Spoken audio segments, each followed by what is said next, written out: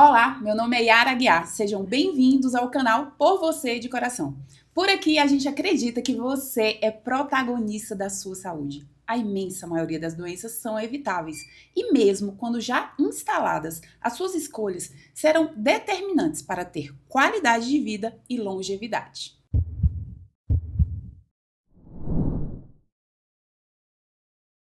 Certamente você já ouviu falar de algum evento trágico, de um atleta que morreu em alguma atividade que estava realizando, em alguma prova de rua, ou até mesmo naqueles testes de aptidão física que se faz em concurso. Mas será que isso é uma coisa frequente? Ou melhor, será que isso é evitável, que poderíamos evitar esse evento tão trágico? É disso que a gente vai conversar aqui hoje, sobre avaliação pré-participação. Para falar desse assunto, eu convidei aqui o Dr. Danilo Fernandes, que é meu amigo, esportista, marido das minhas melhores amigas, doutora Patrícia, que realizou sua formação em cardiologia, ergometria e ergospirometria e reabilitação cardiovascular e fisiologia do exercício no Instituto do Coração, no INCOR, em São Paulo, é especialista em cardiologia pela Sociedade Brasileira de Cardiologia, é cardiologista da equipe do Hospital DEF-STAR e é CEO da Impar Cardiologia e Reabilitação. Muito obrigada mais uma vez pela sua presença. Mas antes da gente falar, Danilo, preciso pedir pro povo curtir, se inscrever no canal, porque a gente está gravando vídeo aqui para que pessoas tenham acesso e assistam. Então, por favor, gente, se inscreva no canal, assim, toque o sininho aí, né, para mais informações de qualidade chegar aí para os seus familiares, para você e para os seus amigos queridos. E vamos entender um pouquinho a respeito desse assunto. Danilo, a gente sabe que o sedentarismo ele é muito mais perigoso, né? Como eu já até falei em outro vídeo, mas metade da população é sedentária, então o risco do sedentarismo ele é infinitamente maior do que o risco de algum evento agudo ocorrer durante a atividade física, apesar de trágico e trazer vir muito à tona, né? Acaba mostrando muito, porque é muito trágico quando acontece uma morte de um atleta ou de algum esportista mesmo, que é um não atleta, nesses episódios.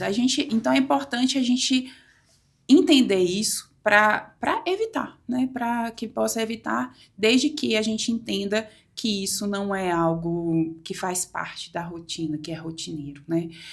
Mas vamos entender o que seria uma avaliação pré-participação. Sim. É uma avaliação que é feita, né, isso geralmente é um médico do esporte, né, um cardiologista do esporte, enfim, é um médico especializado nisso, de preferência, que visa identificar alguma condição que seja do coração, né, ou que coloque esse coração em risco, tanto para desenvolvimento de doenças, né, relacionadas ao coração que possam se manifestar durante um esforço físico, né, e com o objetivo primário de não só prevenir essas doenças do coração, que o exercício físico pode, né, digamos, colocar como algum gatilho, e principalmente prevenir a morte súbita também. Então, essa avaliação ela visa isso, assim, identificar possíveis doenças do coração e prevenir a morte súbita, que realmente é um evento que ele é catastrófico, apesar de raro, né, e tem grande impacto aí, né, aí na mídia, enfim, é uma coisa sempre muito, muito trágica, né? Assim, apesar de ser uma coisa que não acontece com frequência. Isso, evitar essa morte súbita durante a prática desse exercício, né? Exatamente. Que é o que um pouco vai diferenciar, porque às vezes as pessoas confundem um pouco essa avaliação para participação de um check-up, né? Que muitas vezes vai ser diferente, né? Tem muita coisa em comum, mas não é necessariamente a mesma coisa, né? Porque estamos lidando com públicos diferentes. Aqui a gente vai falar de públicos atletas e de públicos e os esportistas, né? Então, diferencia, porque a prevenção de morte súbita durante a prática, né, do exercício. E quem precisa fazer essa avaliação para participação? Isso. Essa avaliação ela é indicada para qualquer pessoa que tem o intuito, né, de praticar algum esporte, alguma atividade física esportiva, né? Seja com o objetivo de alta performance ou não, tá? Então, assim, às vezes é uma pessoa que ela quer fazer que a determinada prática esportiva, um esporte, né, que não seja um esporte de alto rendimento, dependendo do caso, né, ela pode ter alguma condição que vai colocá-la em risco até durante essa prática, né, que não seja de alta performance ou não seja a profissão dela. Então, assim, não são só atletas profissionais, né? Então, esportistas amadores, né, que vão fazer atividade física recreativa também, é indicado procurar esse profissional Até porque essas pessoas, às vezes, elas, apesar de não viverem disso, né? Mas usam o esporte tem um grande objetivo de crescer e de ganhar um certo rendimento, né? De forma amadora e chegam a volumes de treinamento, às vezes, próximos do que um atleta profissional pode chegar. Então, assim, dependendo do seu objetivo, até se não for um grande objetivo, né, de virar um grande atleta, esportista, é interessante você passar por um médico desse para evitar aí uma surpresa, né, durante uma atividade física ou um esporte ali que você vai fazer. Então, Tem até um meme, que assim, só para conceituar, gente, assim, avaliação pré-participação é para atleta, ou seja, atleta profissional. O que é um atleta profissional? É uma pessoa que treina com o objetivo de ganho financeiro, ele vive do esporte, ele é recompensado financeiramente através do esporte. Então, ele é um atleta compete, né, que vive disso. Filiado a um clube. Exato, filiado a um clube, enfim, né, tem esse cara, ele é obrigatório realizar a avaliação para participação. Já o esportista, tem até um meme, né, que fala assim, o esportista é um atleta que não ganha dinheiro, né? Aliás, ele paga para fazer, né? Paga para fazer exercício, não paga barato. Esses são os que mais preocupam, às vezes, né? Porque tem muitos, Porque né? Então... tem muitos e muitas vezes eles desconhecem os riscos, né? Algumas vezes. Então, já é um esportista, ele já tem um volume de competição, seja com outros esportistas ou até com ele mesmo, né? Porque quem, por exemplo, está ali competindo para melhorar tempo de corrida, melhorar tempo de outras atividades, de triatlon ou outras coisas, né? Também precisa dessa avaliação, né? Exatamente. Assim, é lógico que com o exercício físico, que nem você falou, ele é uma coisa muito segura, né? E benéfica, claro, a gente já comentou isso em outro vídeo. Mas realmente é importante, né? Então, dependendo do que você for fazer, buscar essa avaliação pré-participação mesmo, para identificar eventuais riscos e você não ter uma surpresa, né? E aqui não é para assustar ninguém, isso que eu falo, porque infelizmente fica essa imagem que a avaliação, assim, é como se o médico fosse te proibir de fazer uma coisa. Não é isso. Ele vai jogar no seu time, ele quer identificar alguma situação para você continuar fazendo aquilo que você tem paixão, ali, que você gosta, mas de uma forma mais segura. Segurança, né, e evitando realmente algum acontecimento grave. E até foi o que eu coloquei no início, né? O sedentarismo, ele tem um risco muito maior do que qualquer tipo de exercício, né? Não estamos falando aqui, você vai começar a fazer uma caminhada, você precisa de uma avaliação para participação, mesmo que muitas vezes você não tenha essa disponibilidade. Então, não vamos adiar. Até existia, né, Danilo, antes... eu não sei como é que... Aqui em Brasília eu sei como que está a legislação, porque antes exigia-se até um atestado médico para você se matricular na academia. Hoje em dia aqui em Brasília já tem muito tempo, acho que desde 2002, se eu não me engano, que não se exige um atestado médico para você se matricular na academia, por exemplo. A não ser que o paciente porta acima de 70 anos, né? No restante, não. Ou se o paciente tem alguma doença cardiovascular, já teve infarto, já teve cardiopatia. Então, o ideal ali na academia, ele vai passar por uma anamnese, né, responder algumas coisas, porque eu não quero aqui pensar que as pessoas não vão fazer exercício esperando uma avaliação para participação. Não é esse o nosso objetivo, tá? Que isso fique bem claro, né? É para atletas profissionais, obrigatório, e para aqueles esportistas que estão com alta performance de rendimento e que precisam evoluir na performance de treinamento, né?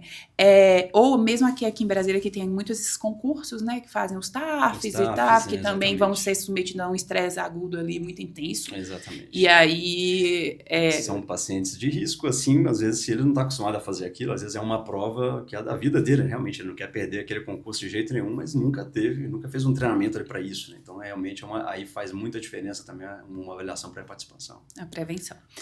E aí, conceituando de qual é o público que vai precisar, como que é feita essa avaliação? Qual é o processo aí que o paciente passa? Isso, esse paciente passa por uma consulta mesmo, né? Que é uma avaliação com uma história clínica, né? Onde o médico ele vai perguntar se esse paciente tem algum problema já prévio, né? Algum problema de saúde, tanto que possa ter impacto no coração ou não. Então, é uma história bem detalhadinha, né? De fatores de risco, né? Hábitos, né? Uso de substâncias, né?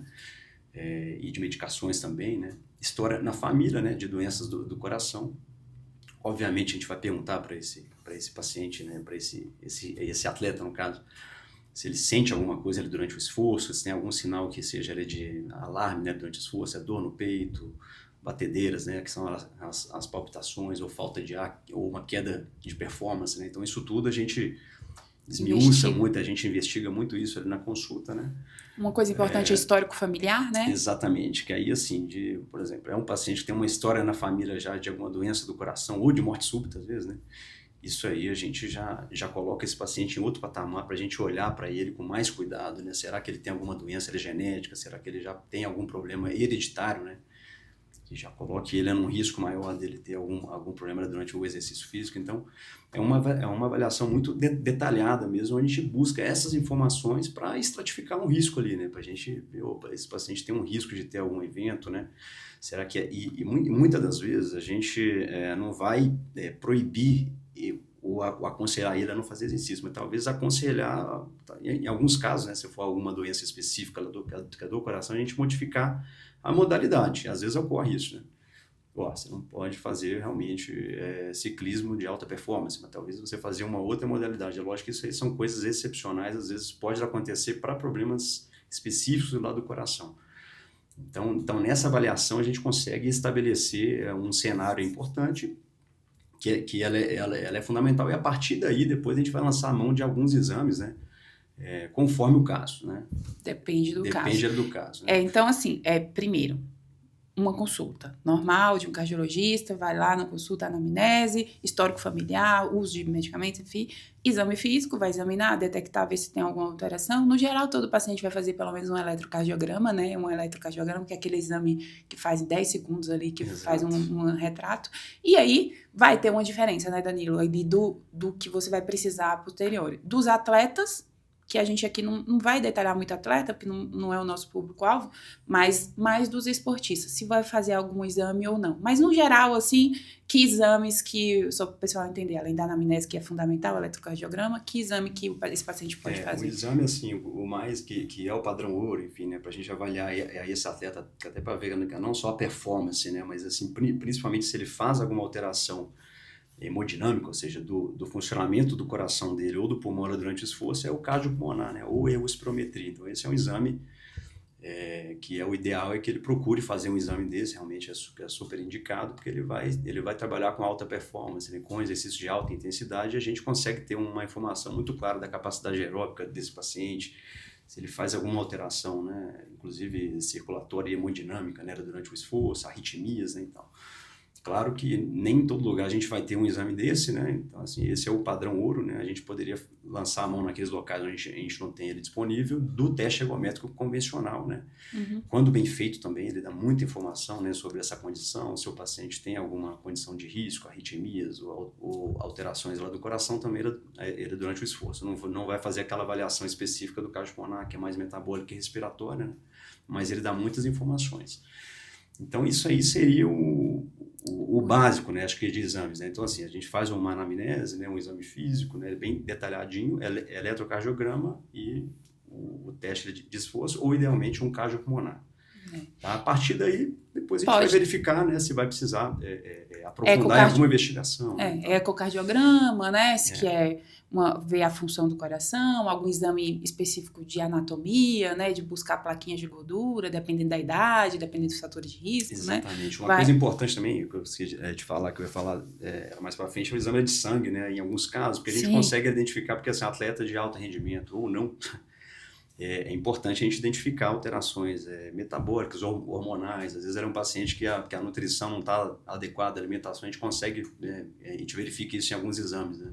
Então, o paciente tem alguma anemia, ou seja, beleza, não é um problema do coração, mas isso pode afetar o rendimento dele no esforço. Então, o exame de sangue, em alguns casos, podem ser importantes também, né? Inclusive, eu até contei isso porque muitas vezes, a gente vai até falar sobre isso aqui depois, mas assim, muitas vezes esses esportistas, eles têm um tipo de alimentação, de suplementação, que não dorme, às vezes não dorme direito, outras vezes usam muitos suplementos ou energéticos que são carregados de açúcar, e eu já peguei paciente, por exemplo, com pré-diabetes, com a glicemia ali de jejum já alterada, não sabia.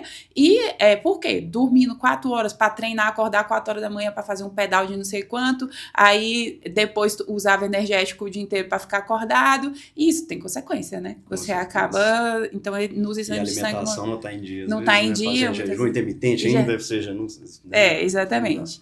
E aí, Danilo, assim, esses exames, essa avaliação pré-participação. Ela tem o objetivo de reduzir essa morte súbita, né? Mas qual é a principal causa de morte súbita desses pacientes, desses atletas, desses esportistas, né, em competições? Então, a gente costuma dividir, né, essa faixa etária, né, em duas, né, assim, são atletas jovens, né? O jovem atleta, né, a gente é uma idade ali interessante, mas são atletas com idade inferior a 35 anos. Quem você vai chamar de jovem, hein, Danilo? Agora, os 40, os novos... Pois é. Então, nós aqui já seríamos atletas, né, sêniores. Sêniores, Né? Meu Deus do céu. Juro por Deus. Não vamos falar isso. Infelizmente, mas é isso. Porque após os 35 anos, a gente já pensa em outras doenças. Então assim, atletas jovens, né, a gente pensa mais naquelas doenças que são as cardiopatias hereditárias ou genéticas ou alterações estruturais, né, já congênitas, né? Que esse paciente ele nasceu. A mais comum aí que realmente é, né, assim, em geral aí nas fontes aí, que na literatura a causa mais frequente de morte súbita é no atleta em jovem, esse jovem menor de 35 anos, é a cardiopatia hipertrófica, né? E as canalopatias são aquelas alterações do coração da parte elétrica, né? Que são as arritmias, que elas podem causar arritmias que levam à morte súbita. Então, em primeiro lugar, cardiopatia hipertrófica e depois essas doenças do sistema, né, elétrico e as canalopatias. Né? Que inclusive tem vídeo aqui no canal sobre ela, com a doutora Patrícia, então, maravilhosa, né? É. Inclusive, você conhece ela, essa cardiologista?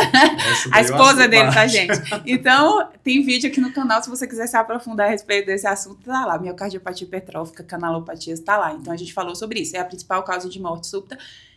Em competições ou não competições, né? Então, evitar esse risco. E acima dos 35 anos? E acima dos 35 anos, a gente pensa mais nas doenças coronarianas, ou seja, o infarto, né? Então, a partir dessa idade, a gente estatisticamente tem uma probabilidade maior de ter doença coronariana, né? Que são aquelas deposições de placas de colesterol que podem levar ao infarto. Então, a principal causa de morte súbita nessa faixa etária aí é a doença coronariana, o infarto. Então, é interessante, eu vi uma estatística, uma coisa americana, que mostrou que eles fizeram anatomopatologia de pacientes abaixo de 35 anos que morreram de acidente automobilístico e 78% dessas pessoas abaixo de 35 anos já tinham placas de gordura. Olha só. Então, esses pacientes, ou seja, porque a principal causa de infarto é a formação de placas de gordura na coronária, que é o vaso sanguíneo do coração. E isso demora um tempo para se formar, né? 10, 15, 20, 30 anos. Depende, não surge de uma hora para outra. Então, é por isso que essa detecção precoce vai evitar essa morte súbita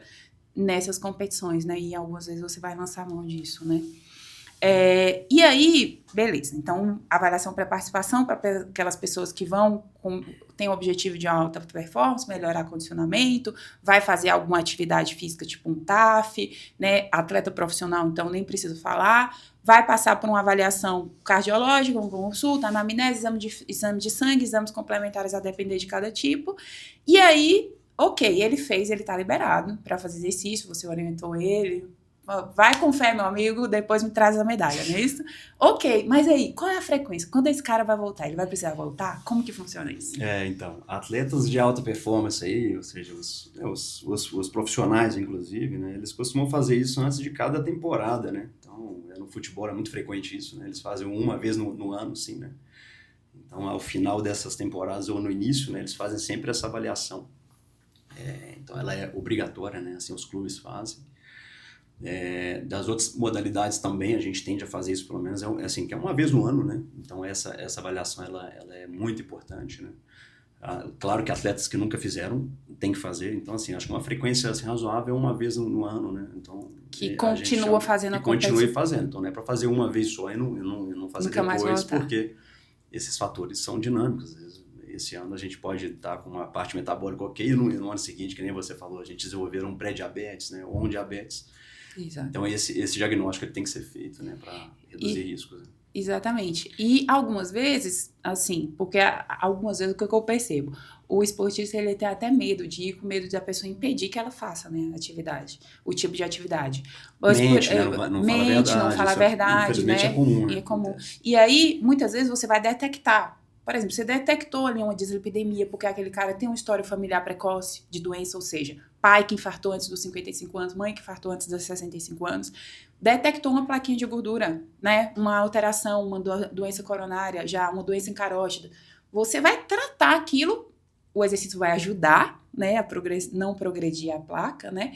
E vai usar medicamento. Algumas vezes vai ser indicado o medicamento e esse cara pode continuar competindo. Ele vai continuar ainda competindo. Então, a ideia não é realmente a gente proibir, né? Você não vai fazer nunca mais o que você faz, mas é identificar um risco para assim, a gente tratar, iniciar esse tratamento, né? É claro que se a gente identificar alguma questão que for colocar em risco, a gente vai ter que aconselhar em alguma situação. Então, por exemplo, infelizmente, isso é mais comum nos fisiculturistas aí, né? Que usam muito esteroide, infelizmente. Né? Vamos falar sobre isso. Vamos falar. Né? Não, eu tô dizendo, vamos falar agora. Então, porque assim, eu queria te fazer que duas eles perguntas. omitem muitas vezes essa informação, infelizmente, é uma informação muito importante, né? Acaba que a gente pode ver depois indícios disso, mas é uma informação fundamental aí que nessa história a gente consegue identificar, né? Na história, que é importante você dizer a verdade. É isso que eu queria que você falasse. Porque a gente está falando do mundo esportista. Eu já falei sobre isso aqui também na parte até de reposição hormonal, também, que é uma outra parada também. E a gente está falando de um mundo wellness, um grupo esportista, uma galera que gosta de fazer esporte e tal, mas muitas vezes se submetem ao uso de substâncias que são perigosas, né? Que podem oferecer risco adicional. E que ele tá ali achando que ele tá fazendo exercício que tá massa, né? Mas, na verdade, ele tá se prejudicando. Então, fala um pouquinho aí a respeito do prejuízo do uso desses anabolizantes para essa população. Isso. Esses esteroides anabolizantes, né, a famosa testosterona, né, e os seus derivados, né, são substâncias que a gente fala, né, que assim, ok, você vai aumentar o seu rendimento, né, dependendo da modalidade esportiva, o ganho de força, a disposição, mas o preço que você vai pagar por isso é muito caro, né? E esse preço é tão caro que às vezes custa a sua vida, né? Então, assim, esses atletas aí, né, isso aí a gente já é um conhecimento antigo já, né? A gente vê isso na prática, né? Até como cardiologista, que infelizmente a gente pega a parte ruim disso, porque, né, eles estão usando essas substâncias eles conseguem isso com certa facilidade, né? E os grandes riscos aí, né? Vamos começar falando aqui do coração, depois eu vou falar dos outros, né? Mas assim, o esteroide, né? Ele deixa o seu sangue, né? Assim, de uma forma mais fácil para a gente entender, ele mais grosso, né? Mais viscoso.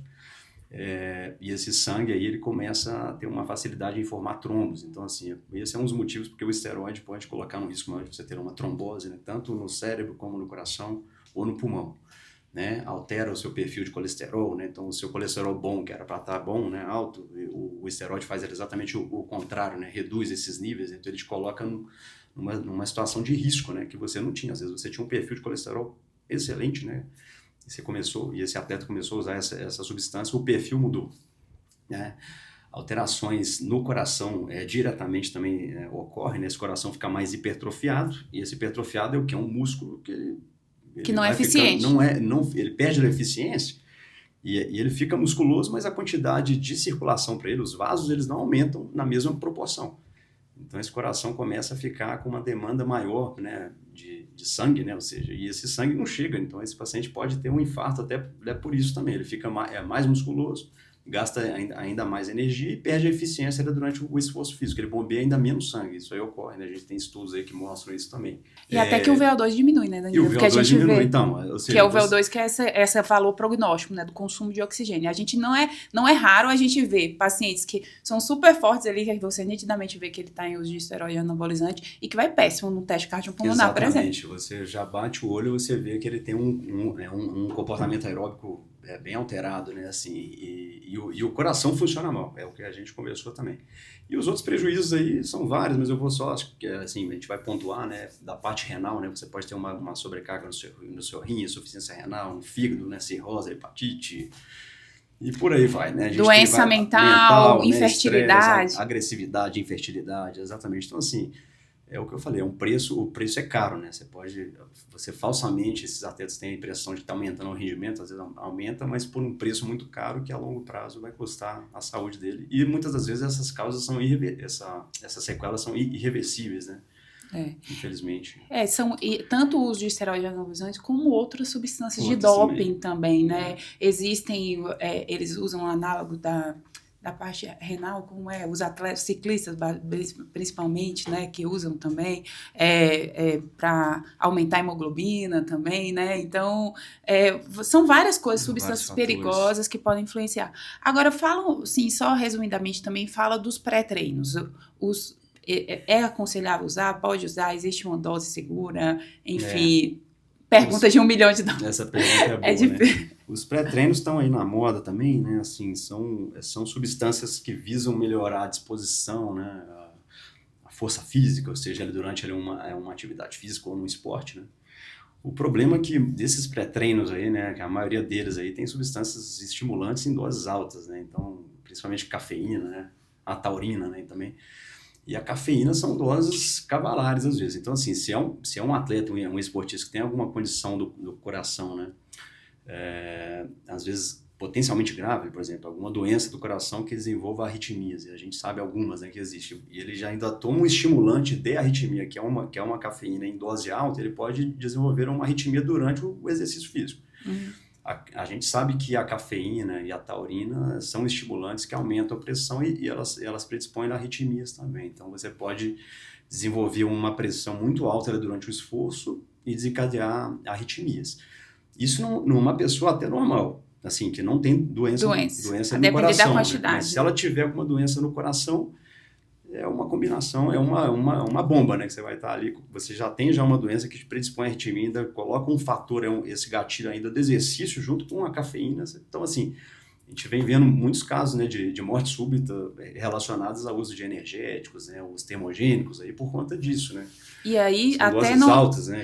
Até um alerta aqui que eu faço muitas vezes, a gente faz, por exemplo, muita avaliação de TAF, né, de teste de aptidão física. No começo do ano, começo do ano e tal, tem muito concurso e tal. Aí o cara vai lá, ele às vezes ele nem começou ainda a atividade física, porque ele começa a treinar um mês antes, né? Aí ele começa a treinar um mês antes para fazer um TAF, e aí ele vai ali fazer uma avaliação. Nossa, a gente avalia, ok, tá tudo bem ali, apesar da capacidade física não tão boa, ele vai pro TAF. Só que aí ele vai pro TAF, aí ele começa a usar.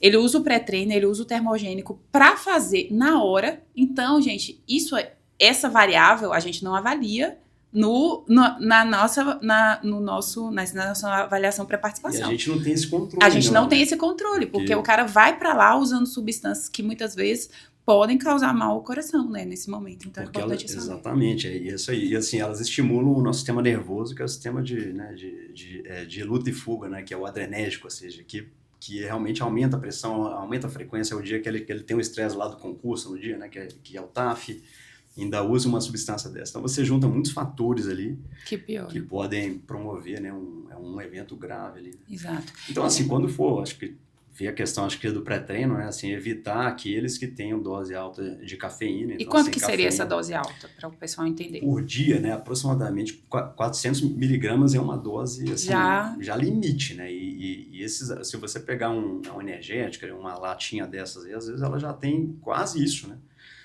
200 e tanto, acho que é 200 a 300. Então, assim, às vezes em um dia, se você consumir mais do que 2 latas ou 3 latinhas, você já vai estar já com uma dose de cafeína muito alta, né?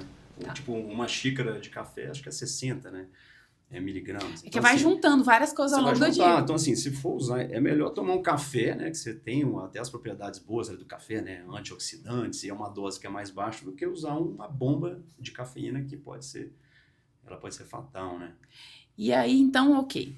Só pra gente finalizar, porque a gente tá também não ficar muito longo e a gente conseguir passar a mensagem, existe um limite máximo de exercício e o que seria esse... Muitas vezes se fala, né, nesse grupo de atletas, esse overtrain, esse coração de atleta, só pra a gente fechar. Tá, joia. O limite é uma pergunta boa, porque a gente não tem um limite de uma quantidade de exercício físico que vai ser ela danosa, realmente, porque a gente sabe que o exercício físico protege, né, reduz mortalidade, reduz, né, internações e tudo, e nos esportistas a gente não consegue colocar ainda um limite assim de a partir de quando que esse exercício vai te fazer mal, mas a gente tem alguns dados interessantes, né. No ano passado, inclusive, né, que a gente teve um estudo grande aí, né, com vários atletas, né, acho que eram 100 mil, né, aí aproximadamente, que a gente verificou o quê? Que atletas de endurance, né, que praticavam exercício físico de endurance de alta performance durante muitos anos, né, especialmente, acho que eram 30 anos, que se não me engano era o segmento, eles têm uma tendência maior a desenvolver placas de colesterol no coração. Então, assim, lógico que isso aí a gente não consegue relacionar se isso ainda vai impactar em imortalidade. Então, essa dose máxima de exercício beleza, você vai formar ainda mais placas ali se você fazer um endurance, né, durante muitos anos e tal. Você pode aumentar a sua chance de ter arritmias, a fibrilação atrial e tal. Agora, isso não se mostrou ainda como um impacto em mortalidade. Então, a gente sabe que isso ocorre, né? Beleza, mas será que isso realmente faz mal para esses atletas? Essa pergunta a gente não tem ainda, né? Então, a gente sabe o que pode ocorrer. Às vezes é um coração que você exigiu demais, alta performance pela vida toda, você tem placa de colesterol, um risco maior de placa de colesterol, de fibrilação atrial, de fibrose, eventualmente, mas de mortalidade... Não aumenta a mortalidade. Não. Então, esse é um ponto importante. Aí, assim, era mais ou menos essa pergunta que você queria falar, né? Sobre overtraining, né? É uma condição médica, né, que é difícil a gente fazer esse diagnóstico às vezes, né, porque ele fica meio como uma exclusão, que as pessoas até confundem overtraining como um treinamento excessivo que o paciente ele pegou pesado naquele dia e se cansou, né, ou seja, ficou realmente assim, baleado, né, e não é isso, né, é uma condição muito mais complexa, né, que ela envolve tantas alterações emocionais, musculares inclusive, né, psíquicas, muitas vezes ligadas a um exercício de grande volume, em grande intensidade, né, que realmente aí os atletas de elite aí, eles são mais suscetíveis, né, e quando esse descanso não é adequado, né, então esses pacientes, o ponto-chave é isso, né, descanso inadequado, repouso inadequado frente ao volume e a carga de estresse elevada. E a carga de estresse. E isso impacta diretamente em performance. Então, esses pacientes têm uma queda objetiva de performance. Isso aí, aí realmente, a gente tem os sintomas, né, psíquicos, inclusive, né, depressão, ansiedade, né, a dor muscular, queda de performance, insônia, né. Então, assim, uma gama grande de sintomas, que isso numa avaliação clínica a gente consegue estabelecer isso, mas precisa muitas vezes ter um diagnóstico de exclusão de outras condições, né. Às vezes é uma questão metabólica, hormonal, né, que precisa ser corrigida. Então, você tem que afastar tudo isso para depois ficar com esse diagnóstico. Né? Então, é um diagnóstico que às vezes a gente não consegue dar ele de cara. Né? E formas para a gente prevenir, né? Assim, sempre buscar ter um descanso adequado, ou seja, você ter um treinador, né? Se você busca alta performance, um cara que nunca correu, vai querer fazer... A palavra da vida, da saúde, né? Aqui estamos falando de atleta, e não, atleta é equilíbrio. Equilíbrio na vida, né? Você encontrar esse equilíbrio. Desde que aquele exercício ele cause... Eu falo muito sobre isso, sobre tudo na sua vida. Você tá com uma preocupação excessiva com o seu corpo, que faz você não aproveitar um jantar com seu marido, que faz você não querer comer nada porque você entra em pânico, tem alguma coisa errada. Você não consegue ir numa viagem e não ir na academia, relaxar, e por um dia que você não foi na academia, aquilo vai te causar um mal absurdo, que você tem que deixa de fazer um passeio por conta disso. Liga teu alerta que tem alguma coisa aí que não tá funcionando bem. Equilíbrio é a palavra-chave. Mas é isso, Danilo. Acho que a gente conseguiu levar essa mensagem, essa avaliação, né? Você queria deixar alguma mensagem final também, como pra gente fechar e deixar como... A mensagem final é assim, não tenha medo de fazer exercício, porque exercício é o seu grande aliado, né? Tem que fazer. Então, assim, eu falo que aí acho que talvez a grande dica aí é, se você escolher alguma coisa que você goste, que é maravilhoso, é um privilégio, mas se você não gosta de fazer nenhum exercício, descubra alguma coisa que te dê algum prazer, que esse é o melhor caminho, né? Para quem já faz esporte fica mais fácil, que você já tem a questão lúdica, né, de alguma modalidade, enfim, mas se você nunca fez, não tem problema, faça uma caminhada no parque bem feita, ou para os atletas aí realmente, né? Busca aquela modalidade que você tenha já alguma afinidade também.